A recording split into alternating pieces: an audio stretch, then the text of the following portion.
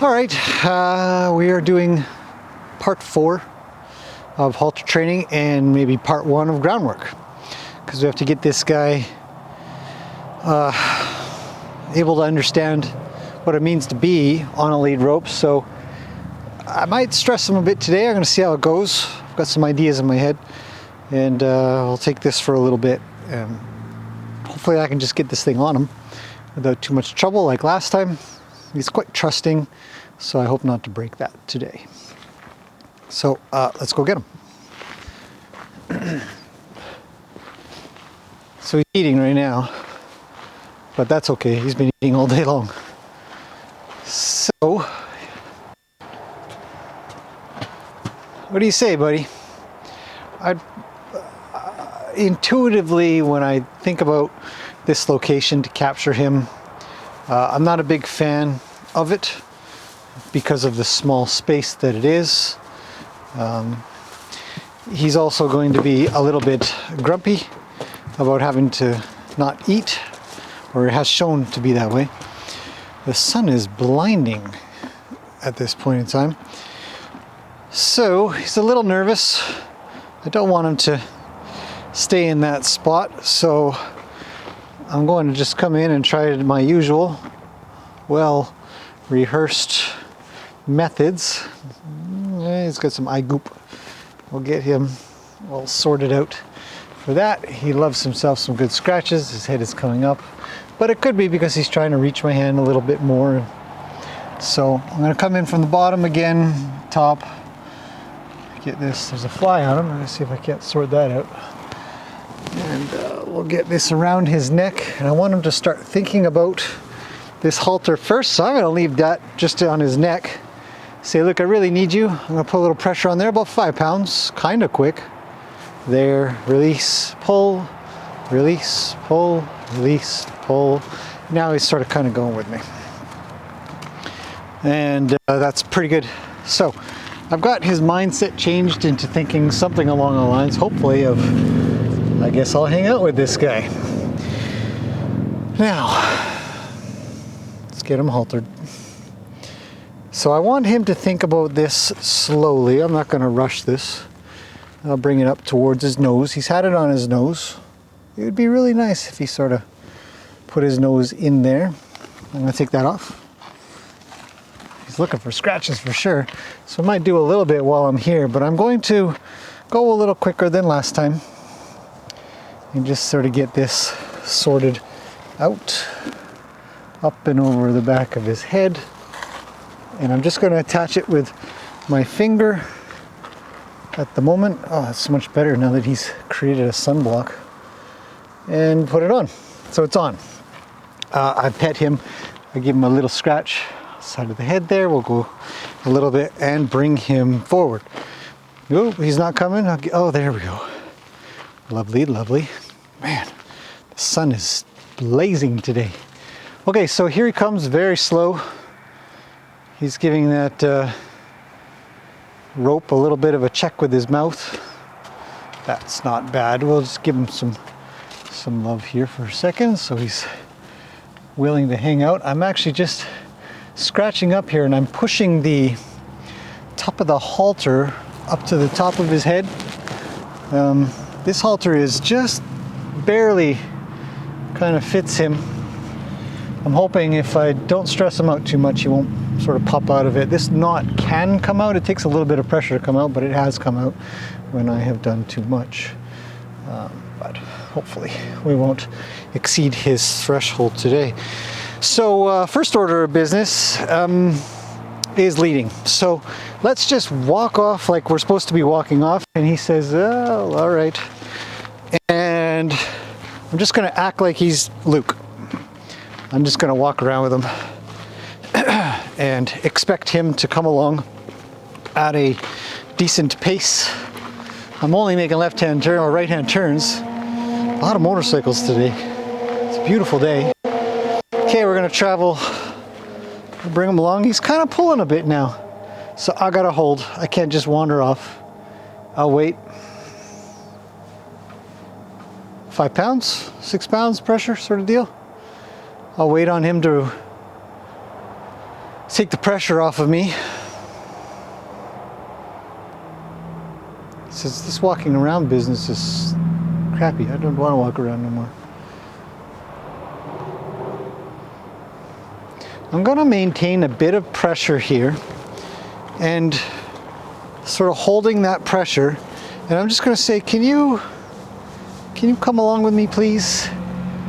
I'll give him a little reassurance and holding about the same amount. Maybe I put a tiny bit more pressure on. Just wait. Just pet him. Just say, look, you really should come with me. I'm your best friend. I'm hoping he won't go upwards. I'm going to try to leave him a little, still maintaining pressure. Nah, we'll just hold. Didn't work. He's got his back leg sort of not ready to go anywhere. But I think, you know, even if the clock went for 30 to 60 seconds, it's no big deal. If he wants to hold there a little, I can hold here a little. There's a lift up and a change of his weight. And we're back on this train. Okay, we'll hold again. So he's having a little trouble coming down here. That's all right. Keep it up. Again, we're not in a big rush. He knows that I'm not going to relent. Neighbor's dog's barking at something. There. Good. Okay, keep on going. There we go. Good boy. Good. Let's pet him. Thank you very much for coming with me. That's very kind of you. I really appreciate that. A little bit of... Dog's probably barking at me. Okay, I'm going to just wander off. He's stuck. There we go. Don't need to look at him. I know where he is based on the lead rope. There. I'm just applying a 1 or 2 pounds pressure as we go to sort of get him to speed up a smidge. We're going to make some left-hand turns now. Okay, can this guy go any slower? Come on, big guy. We'll get him moving in time. We're not in a rush. Slow is good. Slow is fantastic. He's stuck again. I gotta wait. Come on, big guy. Holding with a little bit more pressure. It's not a lot. He's pretty dozy looking. I kind of wish I had a cameraman here. There you go. I almost got him. Just hold. He's not going to want to stay in this position. It's not one of the most favorite positions for horses. There's a foot. I'm going to try again and say, look, come on. You got to give into that because it's going to mean something one day when we really need it. So, left turns, right turns, straights. He's not doing too bad. Then he's a pretty dozy dude. So let's come back up to the top near you guys. Bring him on up here. Now your halter's off in a weird direction. Let's straighten that back out a smidge. He's very friendly. Lets me fix his hair and stuff and scratch his ears. He's quite a fan of the ear scratchings, which is nice. He's got a mumbly mouth at the moment. He says, yeah, I like ear scratchings. Okay, so fantastic. We can't scratch him forever. Now, this guy is relatively jumpy when approached a little too quickly. So my concern is that when I take him out of here one day, not yet, and if you're wondering, well, when are you going to take him out? Because he's kind of been caged up in here for a week. It's a week today. And the time that he can come out of this pen is when he's gelded. And the reason is because I know for a fact I cannot control a horse on a lead rope if I can't hang on to it. And if I can't hang on to it and he runs off and he likes one of the girls so much that he runs down a fence or something like that or jumps it, well then I'm never going to keep him off of that girl, and then we'll probably might be stuck with a little baby horse, which we don't want. And so I'm not going to take that chance. I'll wait till he's gelded, which should be, hopefully, if everything goes as expected, in a few days when he's recovered from that. we'll go out and about. So, but I need to know if when I, start being a little noisy and stressful, I'll come up and give him a scratch. This is his scratchy tool. He loves a good scratchy tool. But, if I start sort of thumping this around him, I don't know what he'll do. Let's find out. He's like, what are you doing? He's getting a little close to me. He's checking me out. I say, hey, you're okay. You can check in with me. I'm cool with that. And I might approach him. He's like, oh, geez, that was quick.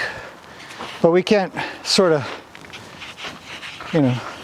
go around him too much with too much care. Got to be a little bit careless here and there. I might take that off, hit the ground again, get some more of that hair off, come up kind of quick again, and just check that out under his tum-tums. Good boy. That's a lot. Yes, I see that you started moving your mouth and blinking before I really had to do anything.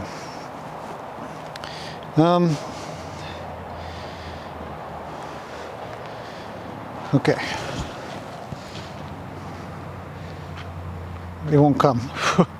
There's something to check out is if they'll come to you after you finish stressing them out. A few skeeters around here. Okay, so I'm going to bug them again. A little bit. Brush it off. Come up again. Brush it off. Come up again. And we really are just trying to work on being more careless. Let's let them know it doesn't mean anything. And he says, no worries. No worries, but that rope in my face worries me. Yeah, I know. Don't worry. This rope's not for you. But it's a big deal. Hey, that's pretty nice. Come on. Come. Good boy. Okay, so not bad. I'm gonna leave that one alone. Hey, you gotta start walking. So again, once you start stressing them out and getting them worried, they're gonna be less inclined to follow you around. Now here's a bigger stick. It's going to allow me to check out if he can handle being touched in various locations or if he's going to kick out. And I want to make sure that I can touch his legs, belly, under, around. So far so good, oddly enough. And but he might be frozen. Oh no, he's moving, and I'm touching his back leg. What the heck? This guy is just no problemo, he says. So we're just going to keep touching, scratching essentially. Every tool should be a scratchy stick. Something that he thinks, that's not bad, but the other scratchy stick was better. And we'll, if he's never seen a lunge rope, never heard the crack of a whip, it might not even occur to him that it means anything, right? It's just a noisy thing. Okay, I have touched all four legs. Let's take the string out, get that up over him on his other side, and I'm going to make a little space here between me and him because I'm going on the other side of his body, and he might think it's a big deal and come towards me. But so far so good. So I will, reiterate, I say it a lot, but I've not given him a hard time too much on anything. I've not given him any reason to think that the things I'm doing are worrisome or something for him to worry about. Just going to check out that flank area. Usually horses get pretty pinchy and get pretty worried. He's not doing too bad. He is pretty still though. He's not blinking and his mouth's not moving. Now he's blinking. He's like, oh, there's nothing maybe. Yeah, a lot of blinking, lots of blinking. He's dozing. He's dozed off. All right, let's keep going. So, yeah, it's fantastic. Okay, well, I want him to come around and walk around while I've got something on him. I need him to understand that, no big deal. There, that's a good boy. Okay, let's give him something to worry about. Oh man, we're a long ways away. I want him to come forward. I need him to trust me. Better not hit him either. Man, if you accidentally whack a horse while doing this. So you got to be accurate. I'm just waiting on him. I'm not doing anything different than I did when I was just trying to get him to come forward. But I got to stress him out well. He's drooling a bit. Dude, you have to come. Good boy. Release everything. Come up and just say, man, I really appreciate you coming towards me. That is so brave of you. You're a big boy today.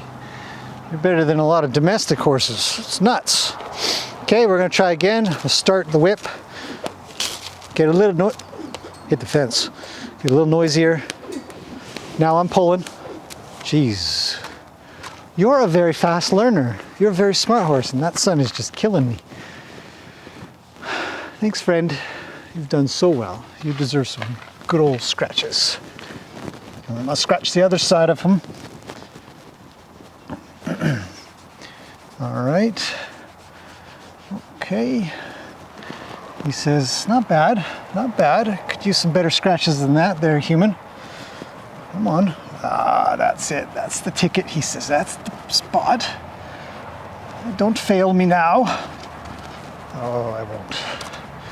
You can count on me. All right, Mr. Dry Skin. Okay, so next up is to make a little noise. Now I want him to follow me. Jesus, here he comes. I know about 1 billion domesticated horses that wouldn't come near me if I did this. Now he's a little evasive. He's starting to get a little worried. Really it's a lot of steps to take. And I haven't said to him, good boy, thank you. Very impressive, very brave. Yes, you're a very good horsey. Did you know that? You're fantastic. Very anticlimactic, I know. Okay, so I can get him to lead I better not do that. I'm getting into the habit, when I work with my domesticated ones, I sort of wrap a little bit, but we're not going to do that this time. If he gets free, he gets free, and that's that. So what I'm going to do is we're going to start on his left side, and I need to know if he'll handle me being on this side with the whip, and I don't want him to leave. I'm going to hold. In fact, I'm going to give a pound or two of pressure to have him come back. And I'm looking at his feet. Somebody asked, well, where are your eyeballs? Good boy. Okay, so he's relieved that pressure on the back of his head. Everything settled. We give him a little eyeball rub. Say thank you very much for the eye that's troubled. We don't need to worry so much about the other side. The other side feels rather safe. In fact, he's kind of like, stop it, go to the other eye. I don't know, I'm probably just anthropomorphizing. Okay, so try again. And I really want this to not mean much. And if he traveled a little there, I'd be okay because he's just making a little space. And I might come over, and now I'm gonna start to bring my fingers up the lead rope a little so that he doesn't leave. Oh, I don't want him to come through me, but he did come forward without any pressure. And I'll say, thanks for coming a little closer. It's all good. Why don't you give this thing a sniff? He says, I don't care about sniffing whips. You scratch me now, human. So we won't. I'm not interested in scratching him at the moment. Now he's a little distance away, and I'm going to get big. Pulling now, I'm giving 1 pound, 2 pound. Fantastic. Okay, so why are we doing that? What thing are we doing there? Well, I'm trying to get him to, separate out the two things, the whip and its craziness. So far, nobody's reacting to this, which is fantastic. And the draw. When I give that 1 or 2 pounds, I'm like, hey, can you start to travel towards me, please? And he says, yeah, I can do that. Because the goal isn't, when you've got a halter on, worst case scenario, you pull at the back of the neck. Good boy. Thanks for tolerating that. And if it fits properly, it's going to pull under the jaw. In fact, rope halter sellers will sell you on the idea that it comes in behind the jaw and you get a 3-point sort of contact for when you really got to pull on them and stuff like that. But I don't want that unless I absolutely have to have that, because it is quite hard on a horse to get pulled, which is why leather and nylon halters are, in my opinion, utter garbage. I don't want them because they only pull on the top of the head, and we don't want pressure way up at the top. It hurts. It's very uncomfortable. I challenge you simply to take your finger and put it on the back of your head, just below the bone, just below your skull, and just start pushing. And it won't be too long, if you have to tolerate that you might say, I got a headache and it hurts. And it'll still sit there. I can still feel it, just me doing that for a second or two. So I don't want to pull. I just don't. I don't want this halter, which is another reason why we don't want pieces of metal. We absolutely don't want chains. We want this halter to be the equivalent of holding hands with your kid or something. We don't want this halter to be an undesirable thing to have, especially starting.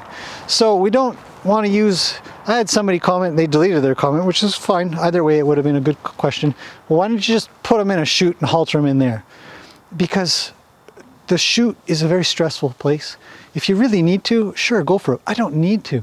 I can work really slow. In fact, it's proof of it. And, well, your hair's in the way. I gotta fix it. Come here. Don't be so silly. I know. Come here. I know I freaked you out. Big hands. Come on, I've done this a million times. Good boy. Come on. You have to come. I'm holding 9 pounds. Looking at his good boy. I know, but I have to fix your hair. It's in your eyeballs. And that's just how I work, so you have to tolerate me. There, see, now you can see better. So, what was I saying? Yeah, so the halter must be a friend. If this thing is an enemy where you got a chain over top and it pinches in and it's some kind of grab tool where you snatch at their face and the back of their neck and underneath their jaw, then I personally think that it becomes a no friend. It becomes a painful thing, and we want to try to get away from that as much as possible. So all of this stuff, all of the yanking and stuff, I've seen it, I've tried it in the past. It's never felt good. I always come out of it feeling horrible, with like a bad taste in your mouth. Like, do I have to do that? Isn't there a better way? You know, and sometimes they really got to fight you, and they don't know what to do with themselves, and you can't have them leave because it's a danger, and so you got to struggle a bit. But it is not the norm. He's dozy again. It's perfect. It's exactly what I want. So way back here again, we're going to get loud. And I want him to think about coming to me, even though I am the crazy man. Good boy. Good boy. Very good. Very impressed with you. Thank you very kindly for coming to me when you're worried. I promise I won't let you down. Okay? So now somebody might say, yeah, but, you know, if you just stop every time he comes towards you, that'll be the answer. And I'd say to that person, well, I sure hope so. But, you know, I'll tell you what, devil's advocate, let's do this. And I won't ask for anything from him. And we'll see if he comes and what he does when he gets next to me. Because we want to know that. And maybe I can say, it's okay, good boy. Because if he'll come and stand next to me while I'm doing this, and maybe if I was really lucky and I had the most amazing horse ever, he might put his head down and have a little doze while this is happening. He's got his head pretty high. He feels like he needs to move his butt. He's still checking in. I check in back with him. I say, you're cool, man. You're cool. I really like you. This is nothing. This is just I'm just trying to hit a fly on the ground. I almost got it. I missed again. Nope, still missed. I've almost got it. Just give me a couple more and we'll be all done with this. Yeah, I know. I'll check in with you. It's all good. Okay. Good boy. And we'll get quiet. We might get a little low. Might say it's cool. You can handle that. And this is sort of the stress that we need to bring on. This is a lot of stress for him. He hasn't had a good saliva drink, you know, kind of get rid of that saliva in his mouth. Good boy. Good boy. Thank you. Thank you. Okay, so that's a little bit of, oh, noisy truck. Okay, let's, it's a redneck world around here. What are you gonna do? Everybody's got a big truck, big bike. Last thing I'm going to deal with, and I know this is probably rather anticlimactic. I'm not, you know, I want to introduce these things louder and louder, have them understand they don't have anything to do with him, and that he's okay. You know, I can make these sounds, do these things, and I just recalled in my brain that I've only tackled his left side. And I want to get to his right side. I'm going to travel around. I've gone the wrong way. I'll pet him. Look, he's checking in. He says, hey, where are you going? Oh, I just want to be on this side. So let's start swinging on this side. He says, I need to look at that with my left eye if I could. No. Just use your right eye. Just use your right eye. I'm having a hard time coordinating myself. I've just discovered I'm not nearly as good at doing this with my left hand. What about the other way? Oh yeah, that's better. I'll touch them at the same time. Ooh, that's like patting your head and rubbing your belly. I'm not very good at that. We need to just touch and swing. He says, hey man, is it cool? Yeah, it's cool. Not bad. Let's have him draw. He says, no problem, I can draw. I'll go with you. I say, well, cool, let's go for surezies. Let's really take a travel. He's coming. I say, let's go a little quicker. We really need to get somewhere, pal. Come on. He says, I got one speed so far. Just one. All right, so again, stress him out. He says, I can handle that. Cool, let's do some more. Let's get higher. It's extended out. It's above his ears. He says, don't hit me. And I say, I won't, I promise. Touch his eyes. He says, it worries me. You could come forward and you'd be okay. This is a safe place right here. Come. Good boy. Okay, let's do a little more. Come. Good boy. Let's travel. We gotta travel. Let's go. Let's trot. Come on. Oh, he says, I don't know. It's a lot.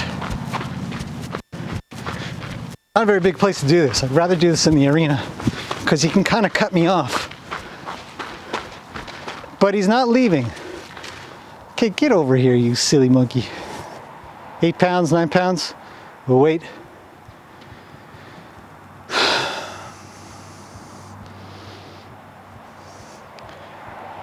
Just wait. Oh. He tricked me. It's not a lot.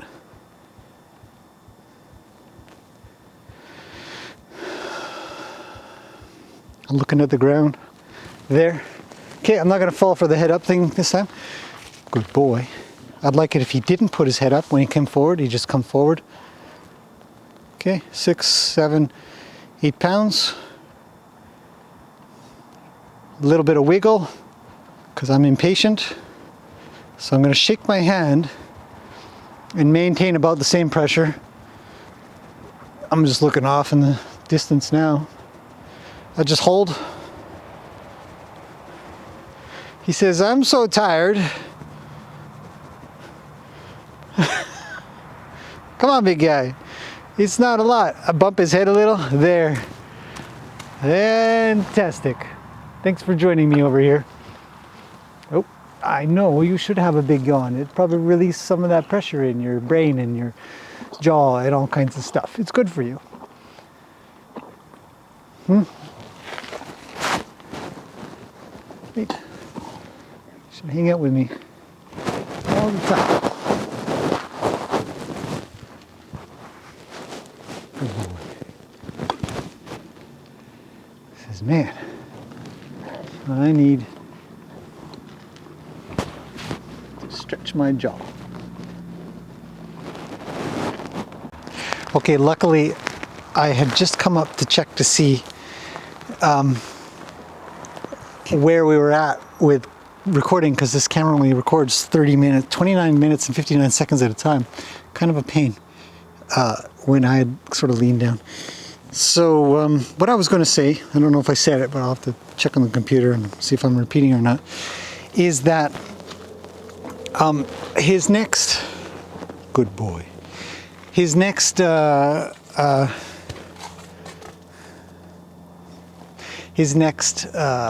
will be something along the lines where we use the rope to maybe do a bit of driving to move him around, possibly to get away from it even.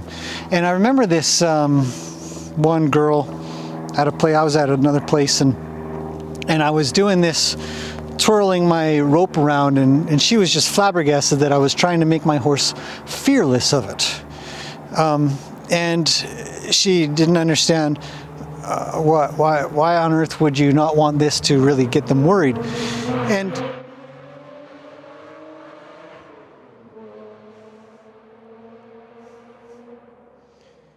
just had to let a loud motorcycle go by. And I really don't want my horses afraid of this at all. I mean, I want them to be, you know, if I was swinging this around, I'd like them to avoid it smartly, but not to, you know, show concern at a level that induces fear, which could be dangerous. And so the idea for us next is to have him move around while doing this, maybe directed toward him, but without fear. Something that I could come back and do this, and he would act just like this. He would not care. I might just come back and actually just touch his nose again, and I'll get a little bit closer even. And you know, this thing is swinging 6 inches away from his nose. You know, he says, well, it makes me a little uncomfortable. I don't want to be too close to it, which is okay. But he definitely is going to need to do driving groundwork, not just leading groundwork. So the idea is that when I kind of try to send him out, like, what? I don't know, do we dare? Do we dare get into this? No, don't do it, don't do it. Stop it. Somebody asked. Who asked? Somebody asked. How do you know when to not go too far? And I think the main answer to that is really the sheer amount of times that I have gone too far, and I think in my head, shouldn't have done it, shouldn't have done it. And then you're really in it, and you think, oh, well, that's where all the time went. We're going to leave this for now. Been at this for half an hour at least. So I want him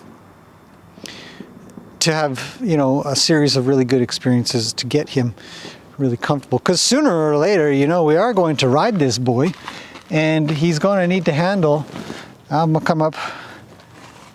Hey, see, we got to do lots of work left to you. How about your head down? See, this is what happens. You start getting into something, and you're like, well, I'm in it now. Head down, down, good boy. Down, down, down, good boy. You're really getting the hang of this business, so I just want to put my hand over here. A little scratchy scratch, right? Because we've got our scratch trick. He says, I love a good scratch. You put your hand over there. I'll definitely accept a good solid scratch and not get his head up in concern.